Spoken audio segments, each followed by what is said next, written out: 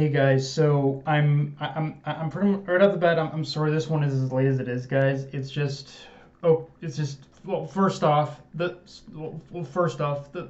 pretty much site that I've been using up to this point in order to review Eden Zero, I learned recently it pretty much shut down. So I've had to find other avenues in order to read it. And actually, on that note as well, I think what I'm gonna I think this is gonna be the last like pretty much Tuesday, the last pretty much like pretty much Tuesday pretty much Tuesday review you're gonna get from me, because from this point on what I'm gonna do is I'm gonna be using Crunchyroll, which I probably should have been using anyway. I'm gonna be using I'm gonna be using like Crunchyroll as a means to in order to read Eden's the manga from now on and get my stuff for the review. Um, so because of that, I don't know what Crunchyroll's thing is, but I assume it officially airs every Wednesday. So I'm pretty much move out beyond this point. I'm moving the Eden Zero reviews to Wednesday. So yeah, there's that. With that said, Eden Zero is back is back after is back with its first review of 2021, and holy freaking shit, Mashima couldn't have come out with a bang any freaking better, because like like seriously, okay, this chapter, I wonder, like, this is one of those chapters where you gotta wonder if wonder what the freaking process of like drawing out or visualizing this chapter was for Mashima, because right now the way I'm imagining it with as far as what the process for this chapter was just Mashima sitting at his desk and pondering, how strong should I make Xenolith? Then he said, fuck it, I'll just make him the most OP fucker on the damn planet, because holy shit, Xenolith just mass flexed on everybody in this chapter. And basically, make no mistake, Xenolith fucking ended every single conflict happening on this planet in a single move. Like, holy shit. And like the best part about this is this concept would normally piss me off with just the idea with someone being this damn powerful, but what makes this work so well is basically it all hinged is that this reveal with this reveal of how mass powerful Xenolith is, it all hinged on our knowledge of how much from how much we've from seen of Ziggy himself, and how he's already proven to be a threat. So, and because we've seen what Ziggy can do, it would only make sense at this point and how much of a threat he's proven to be, it would only makes sense that Xenolith would have to be just as powerful, if not more so. Otherwise we as the viewer wouldn't be able to buy into the idea of him being the one who trained Ziggy at all. And like, yeah, you can believe this is the one who trained Ziggy. Like, he's if this is the kind if this, like, honestly, I think this is only if what we I think this is only a like I think this is only what we saw from Ziggy. I think was only a fraction. Not to compare notes here, but I think what we saw from Ziggy when he and Shiki had their fight back on the Grand Ball, I think that was only a fraction of the kind of power that Xenolith has given us here.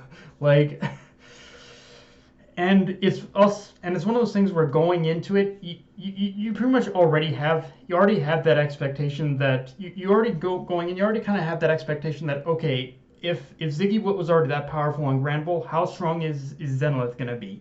And you already kind of have that in your mind, like, you keep that in the back of your mind. But with Mashima, it's almost like it's again this thing he does where he likes to give us those expectations, but also amplify them 100-fold. And all I can say with certainty right now is my expectations for what Shiki can learn from Xenolith are all over the place, because this display of power from Xenolith proved that Shiki's been fighting with kid gloves this entire time.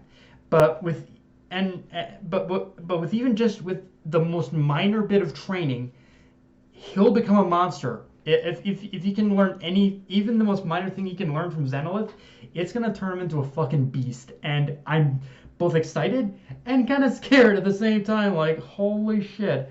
Yeah. So yeah, and I'm not even just talking strength here, because Xenolith, as Xenolith showed in this chapter, with the right amount of training, pretty much Shiki can potentially gain the ability in order to, I don't know what the proper term would be, but in order to suppress any critical injury he sustains and allow him to fight longer against stronger enemies, which honestly, I think is an ability of any kind of ability he would need. I think that's the one he needs the most, because it goes without saying that it goes without saying, I think, that with an ability like that, that's the kind of ability he's going to need to know the most in the near future, because just from having all these concepts and techniques touched on in this chapter, it's pretty much, and specifically that one, it's highlighting their importance for the very near future when Shiki faces off against beside Nero, or even earlier than that, Nero's son Shura, assuming the latter is still on the trajectory in order to arrive on Foresta. But like, it's even taking those two out of this equation, just pretty much having this ability in order to suppress, in order to use Shiki being able to use his gravity in order to suppress his injuries. I think it's really going to help Shiki avoid any kind of severe experience he's going to have in the future, where he's going to be beaten to a bloody pulp and only just barely win a fight, but by the skin of his teeth. Like that's the one thing.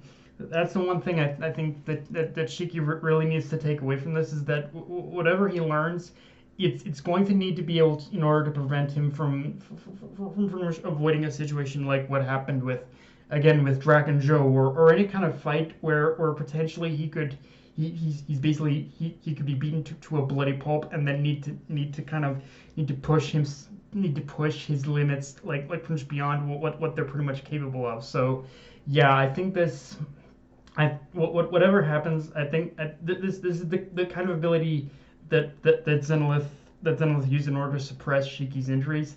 That's the kind of ability he needs more than anything in order to be able to fight just a touch longer against his opponent. Also, with what Xenolith did in this chapter, he definitely put a stopgap on the fight between Elsie and Justice. So right now, fingers crossed that what he did was enough for Mashima to segue into full-on flashback, because yes, I am still waiting on that. And with them looking like they're and with both Elsie and Justice looking like they're both knocked unconscious, I think this actually does provide the perfect opportunity in order to learn what happened in the past. Like, I just hope Mashima will.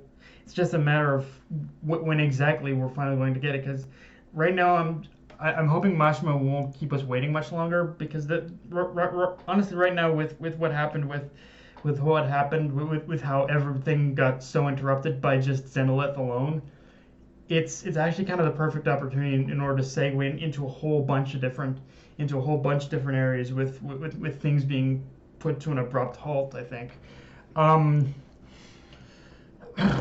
Now I guess if I were to discuss any problems I had with this chapter, it would be the stuff with Weiss and Hermit was the weakest part of the chapter, only because what was going on there was really only used as a plot device in order for Xenolith to pretty much flex his power.